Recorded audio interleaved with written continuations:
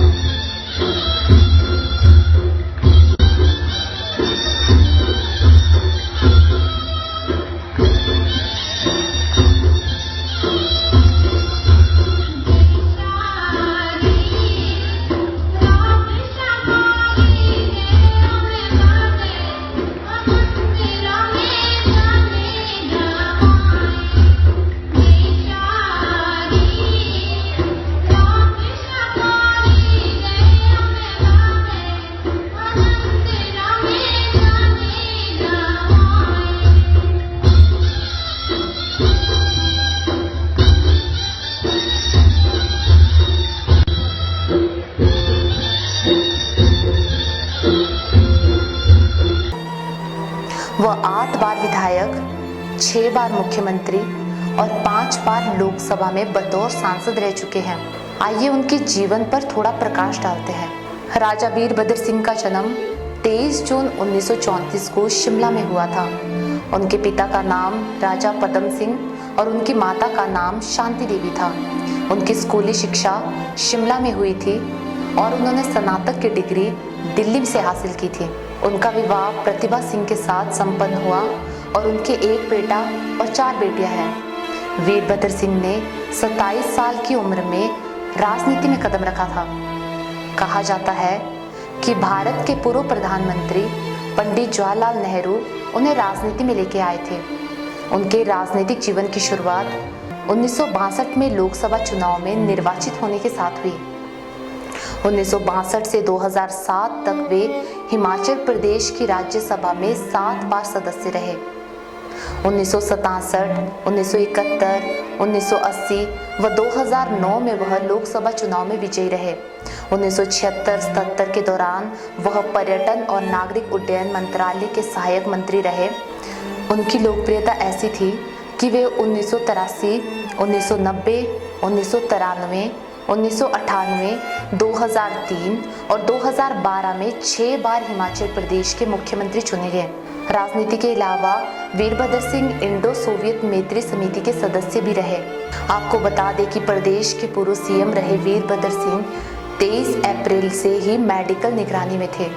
उन्हें 13 अप्रैल को कोरोना होने की पुष्टि हुई थी।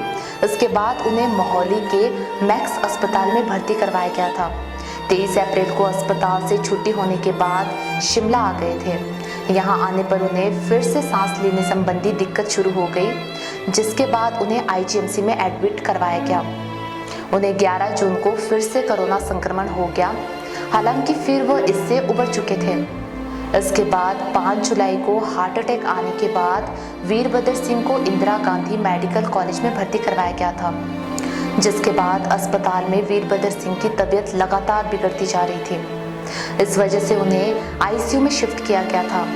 बीते कल डॉक्टर जनक राज ने कहा था कि उनकी हालत काफ़ी गंभीर है, लेकिन वह स्थिर बनी हुई है, जिसके बाद आज सुबह तबीयत बिगड़ने से उनका निधन हो गया। फिलहाल उनके पार्थिव शरीर को आईजीएमसी से उनके आवास हॉली लॉज ले जाया गया है और वहां अंतिम दर्शन के लिए रखा गया है।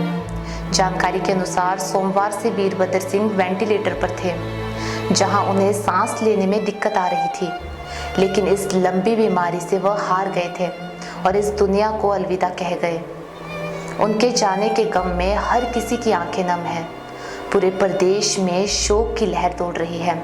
वीरभद्र सिंह कांग्रेस की पुरानी पीढ़ी का हिस्सा थे, जिन्होंने न केवल हिमाचल में बल्कि पूरे देश में अपनी राजनीति का डंका बजाया।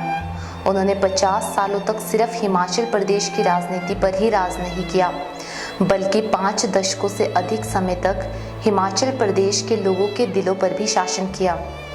कहा जाता है कि वीरभद्र सिंह की लोकप्रियता का मुकाबला करने वाला कोई दूसरा नेता नहीं था। वह अपने भाषणों में कहते थे, मेरी जनता मेरी सबसे बड़ी ताकत है। राजनीति में उनके किरदार को और उनके जीवन काल को सदियों तक याद किया जाएगा।